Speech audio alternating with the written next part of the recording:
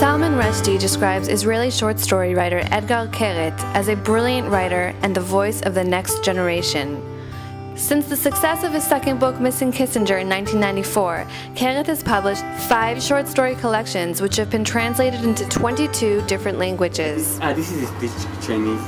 In recent years, Keret's short stories have made the transition from page to screen, inspiring 3 internationally successful feature films which have won prestigious awards at both the Cannes and Sundance film festivals. I've been lucky the last couple of years. It's 3 movies that began a long time ago, and they all kind of go out to the world around the same time, and luckily enough they all begin to find their audiences, and it's a wonderful process. Keret's most recent collaboration with director Tatya Rosenthal is a unique claymation film entitled 999, which is the first ever Israeli-Australian co-production.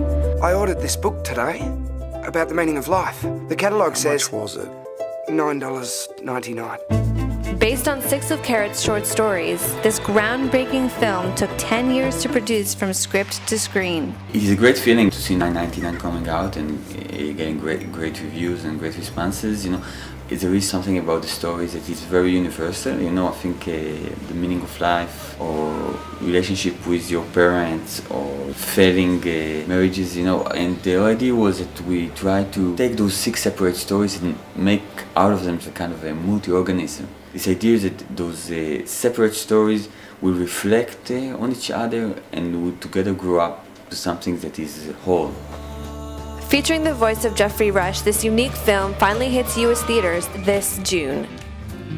Meanwhile, at his home in Tel Aviv, 40-year-old Keret explains how the Israeli experience has shaped the sharp, ironic, and provocative writing style, which has earned him international critical acclaim. I think that we like kind of a reality show here, because you have all the elements that you find in life, but they are pushed to the extreme.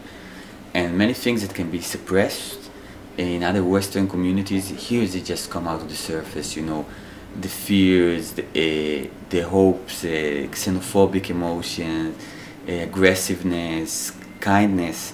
It's all out there, you know, it's all out there, you can feel it in the street. When you live in Tel Aviv, you just need a 5-minute taxi drive to get intimate with your taxi driver, to hate him, to love him, to want to kill him, and get off the cab with his daughter's phone number, you know, and a promise that you will make a wonderful couple. So people can argue if it's a good place to live in, but it's certainly a good place to write about, especially if you write very short fiction, because there's something very condensed about life.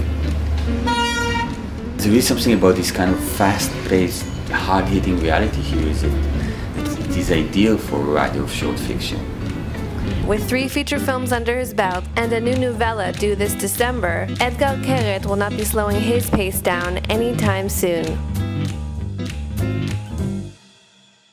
Find out more about this and other stories at Israel21c.org.